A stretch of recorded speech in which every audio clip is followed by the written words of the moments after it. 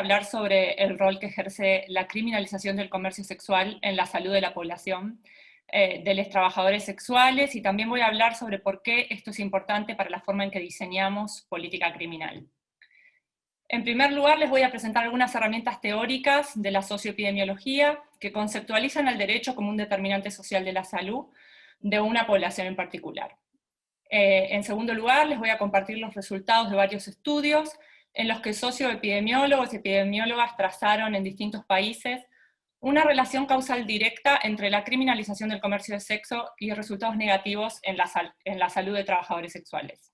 Y en tercer lugar voy a introducir dos fallos canadienses, uno de la Corte Suprema y otro de la Corte de Justicia de Ontario, en los que el uso de la evidencia empírica que demostraba que el marco jurídico de ese país ponía en peligro la vida y la salud de trabajadoras sexuales, funcionó como base para que los tribunales declararan varias de esas normas inconstitucionales. El objetivo de esta presentación no es extrapolar al caso de Argentina la evidencia epidemiológica encontrada en otros países o la jurisprudencia de otros países, sino que estos datos y estos fallos sean una oportunidad para preguntarnos cómo impacta la ley penal argentina en la salud de la población a la que pretende proteger, y cómo podemos hacer para que el sistema jurídico no solo sea más efectivo en esa protección, sino también constitucional en su aplicación. La socioepidemiología estudia lo que se conoce como determinantes sociales de la salud. Este concepto pone la atención sobre los factores sociales que juegan un papel importante en determinar la salud de las personas y las poblaciones. La socioepidemiología ve en estos factores sociales causas fundamentales que estructuran el nivel y especialmente la distribución de la salud en una población. Esta disciplina se pregunta cómo las estructuras sociales se convierten en resultados de salud. Dentro de la socioepidemiología, algunos autores ven al derecho como un determinante social de la salud. Barris, Kawachi y Sarat son pioneros en el desarrollo de un marco metodológico para incluir al derecho como un factor social en la investigación epidemiológica. Por derecho ellos entienden en un sentido amplio las reglas vinculadas al Estado y el sistema de prácticas e instituciones que las apoyan, y por otro lado el significado social que tanto las reglas como las prácticas producen, es decir, el efecto simbólico del derecho. Estos autores se preguntan cómo el derecho es uno de los medios a través de los cuales la estructura social se convierte en salud. Para responder esta pregunta, ellos identifican dos mecanismos específicos. Por un lado, el derecho es un camino o una vía a través de la cual otros determinantes sociales de la salud se manifiestan. Por ejemplo, el género, la raza, la situación socioeconómica. En este mecanismo, los autores se preguntan cómo el derecho expone a ciertas personas o poblaciones a prácticas patógenas. Por ejemplo, la penalización del aborto funciona como una vía a través de la cual personas gestantes de bajos recursos están más expuestas que aquellas con más recursos a prácticas de aborto clandestinas inseguras. En este sentido, el aborto inseguro sería la práctica patógena, y el derecho, a través de la penalización, es la vía a través de la cual la clase social se expresa, determinando la morbimortalidad más alta en esta población, en este grupo. Cuando el derecho funciona como una vía, contribuye a la inequidad de la salud porque perpetúa los patrones sociales de inequidad preexistentes. Por otro lado, Barris, Kawachi y Sarat también ven al derecho como un moldeador de otros determinantes sociales de la salud. En esta versión, el derecho tiene un rol estructural, ya sea influyendo en el acceso a recursos, creando instituciones y procedimientos que benefician a ciertos grupos y perjudican a otros, o sea que son discriminatorios, o construyendo el mundo normativo a través del cual se otorga significado simbólico a determinadas poblaciones y a determinadas prácticas. En este punto, por ejemplo, los autores hacen hincapié en las formas en que el derecho contribuye a la creación del estigma y del estereotipo. Ahora bien, en relación al impacto que tiene la penalización del comercio de sexo en la salud de las y los trabajadores sexuales, la literatura socioepidemiológica es concluyente. La ley penal es un determinante social y estructural de la salud de este grupo, vinculándosela con una mayor exposición a varios tipos de violencia de parte de la policía y de parte de los clientes, a mayor riesgo de contraer VIH y otras enfermedades de transmisión sexual, y a un menor acceso a servicios de salud. Por ejemplo, en un estudio publicado en 2014, Dirin y colegas relevaron la literatura disponible sobre los determinantes de la violencia contra trabajadoras sexuales. 28 de esos estudios establecieron como primer factor de correlación con la violencia la regulación legal del trabajo sexual. En 4 estudios, diferentes prácticas policiales, tanto legales como ilegales, como ser arrestos, coerción, fueron asociadas de forma independiente con un aumento de la violencia contra trabajadoras sexuales en Gran Bretaña y en India. En Canadá, la confiscación de drogas o preservativos y el desplazamiento de trabajadoras sexuales de un área a otra fueron asociadas de forma independiente con un aumento de en la violencia perpetuada por clientes. A la vez, tanto en India como en Bangladesh, trabajadores sexuales reportaron que el principal perpetrador de violencia era la policía en ocasión de asegurar el cumplimiento de leyes anticomercio sexual, prácticas que incluían desde violencia sexual hasta amenazas y pedidos de coima. En este relevamiento, otros factores correlacionados con la violencia ejercida contra trabajadores sexuales fueron los siguientes: las características del ambiente en que se desarrolla la actividad de comercio sexual, la situación socioeconómica, la estigmatización de la actividad, la migración y las relaciones interpersonales. En estos casos, el derecho penal también aparece moldeando estos determinantes, aunque se vea un poco velado o menos explícitamente. Por ejemplo, en relación al ambiente donde se desarrolla la actividad, en Gran Bretaña, trabajadoras sexuales que ofrecían sus servicios en la calle mostraron 6 veces más posibilidades de sufrir violencia de parte de la policía o de parte de clientes que aquellas que lo hacían puertas adentro. Esta tendencia también se comprobó en India, Canadá y Rusia. El rol del derecho penal en moldear el determinante relacionado con el ambiente donde se desarrolla la actividad se ven normas que prohíben locales donde se comercia sexo, empujando a trabajadoras sexuales a ofrecer sus servicios en la calle o en la casa de los clientes, 2 escenarios donde están más expuestas a la violencia. En otro estudio publicado en 2017, Goldenberg y colegas estudiaron los determinantes de la salud de trabajadoras sexuales migrantes en Vancouver, Canadá. Entre los factores encontrados se destacó el miedo a las interacciones con la policía. En lugar de percibir a la aplicación de la ley como protectora, el estrés creado por la presencia policial se enmarcó como otro riesgo más que debían manejar las trabajadoras sexuales inmigrantes. Las precauciones que tomaron para evitar interactuar con las oficiales a menudo pusieron en peligro directamente su salud y seguridad, por ejemplo, a través de asegurar la satisfacción del cliente a cualquier costo, incluyendo actividades que podían ponerlas en mayor riesgo de contraer enfermedades de transmisión sexual o de sufrir una agresión sexual. Esto por miedo a ser denunciadas, especialmente en casos de migrantes irregulares o que no hablaban el idioma.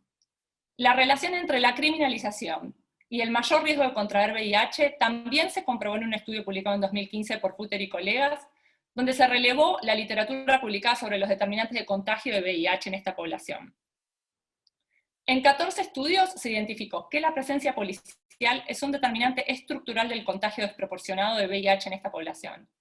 De hecho, los autores afirman, y cito, la despenalización del trabajo sexual podría tener uno de los mayores efectos en el curso de la epidemia de VIH en entornos con epidemias concentradas o generalizadas, fin de la cita, como es el caso de entornos de comercio sexual. En el estudio de Vancouver, además, se comprobó que la preocupación por el maltrato de la policía funcionaba como disuasora a la hora de buscar asistencia o en casos de violencia. Finalmente, en otro estudio publicado en 2015, Socias y colegas, factores sociales y estructurales del encarcelamiento de las sexuales en Vancouver. Este estudio encontró una prevalencia muy alta de encarcelamiento en este grupo, y las mujeres más vulnerables y marginadas, en este caso mujeres indígenas, mostraron un mayor riesgo de encarcelamiento. Los autores afirman que debido a los daños sociales y de salud asociados con el encarcelamiento, sus hallazgos recomiendan dejar atrás los enfoques criminalizadores. Lo relevante es que todos los estudios epidemiológicos que yo encontré identifican la criminalización del comercio sexual o las prácticas policiales dirigidas a aplicar la ley penal como uno de los principales factores que ponen en riesgo la vida y la salud de este grupo. Evidencia empírica en esta dirección fue usada por tribunales canadienses para declarar la inconstitucionalidad de varias normas que criminalizaban distintas prácticas vinculadas al comercio sexual. Bedford contra Canadá es un fallo de 2013 de la Corte Suprema canadiense que fue impulsado por 3 trabajadoras sexuales que sostenían que 3 artículos del Código Penal en relación al comercio sexual aumentaban el peligro al que ellas se enfrentaban cuando realizaban la actividad, violando el artículo 7 de la Carta de Derechos Canadienses, que es como su constitución, donde se establece el derecho a la seguridad de las personas.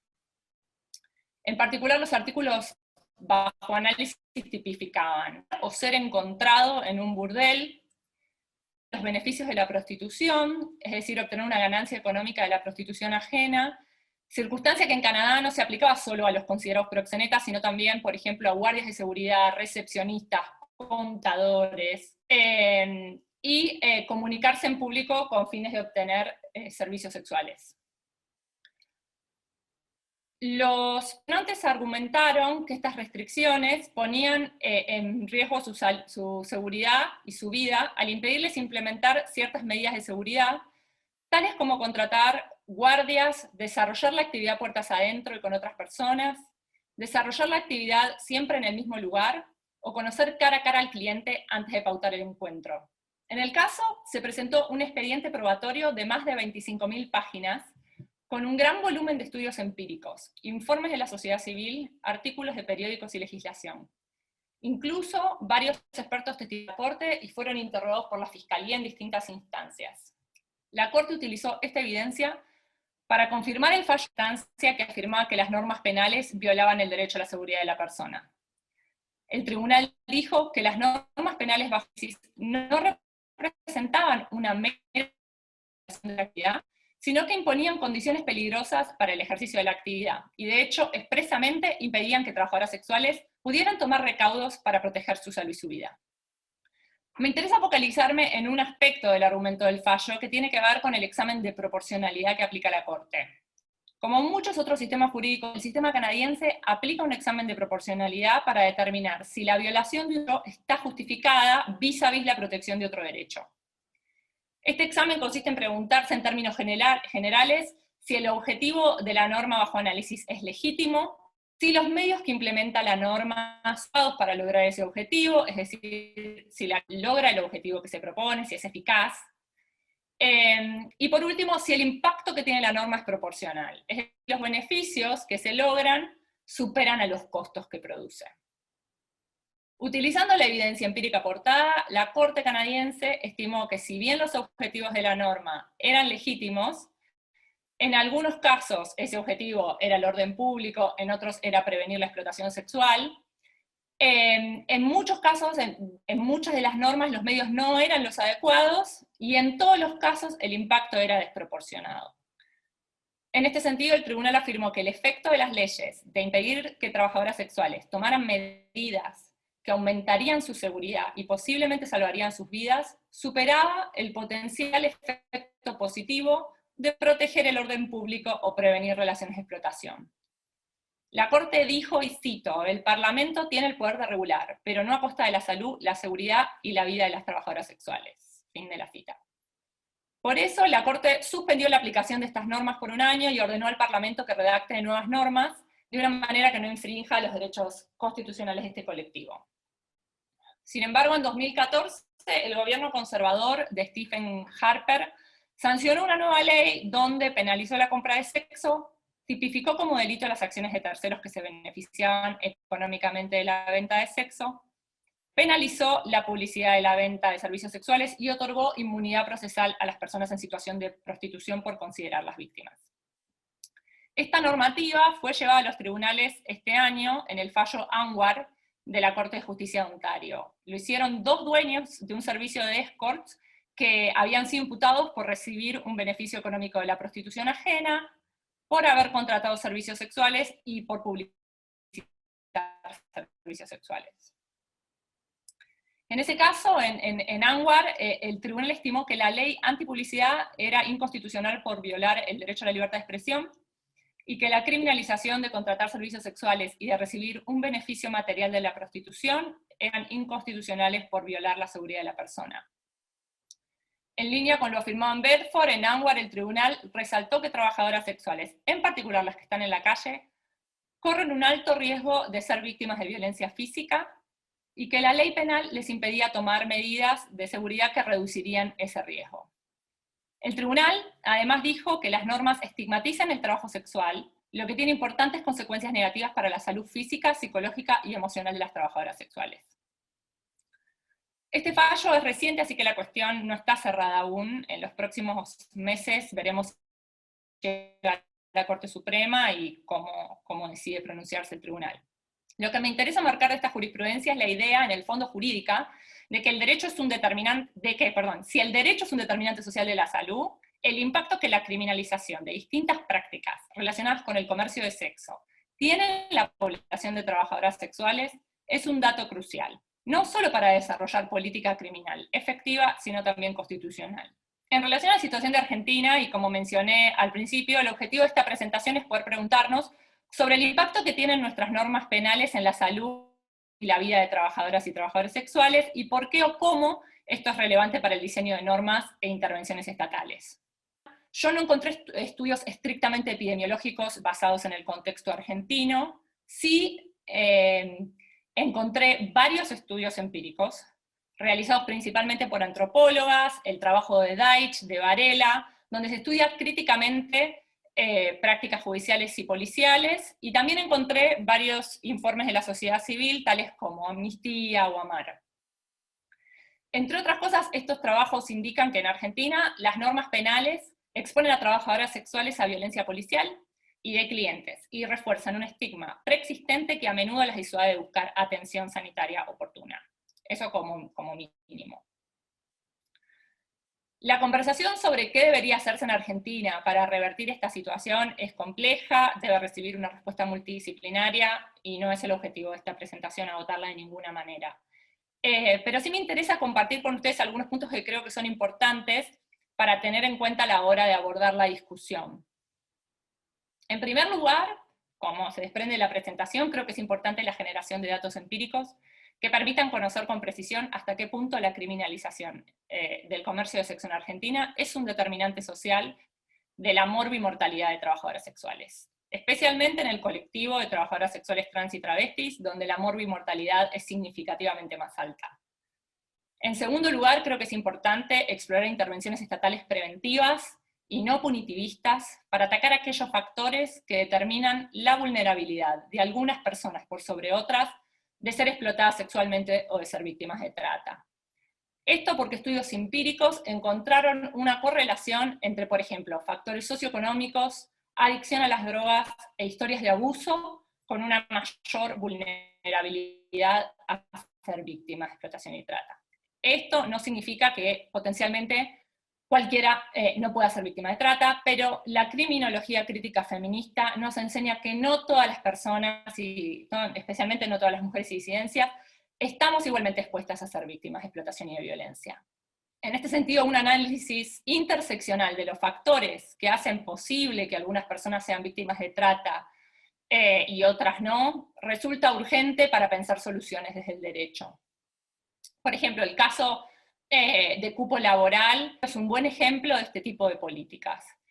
Dada la enorme incidencia de trabajo sexual y explotación sexual en comunidades trans y travestis, una medida como el cupo laboral funciona de forma preventiva y no punitivista para reducir la vulnerabilidad de estas personas a la explotación y a la captación. También, por ejemplo, un estudio de 2013 realizado en Tijuana, México, sobre las perspectivas de personas víctimas de explotación y trata, arrojó que para ellas las mejores estrategias para prevenir no solo la explotación y la trata, sino también el riesgo de contraer VIH, no eran aumentar la criminalización o la presencia policial, sino reducir la susceptibilidad a la explotación sexual.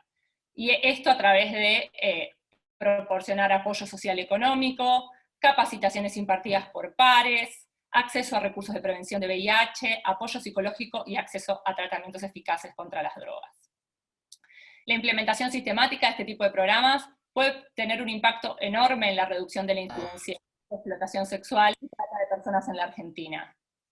Y por último, en relación con lo estrictamente penal, creo que nos debemos una discusión seria, pero sobre todo inclusiva, sobre el consentimiento válido para el comercio de sexo. Bueno, eso es todo. Gracias por su atención.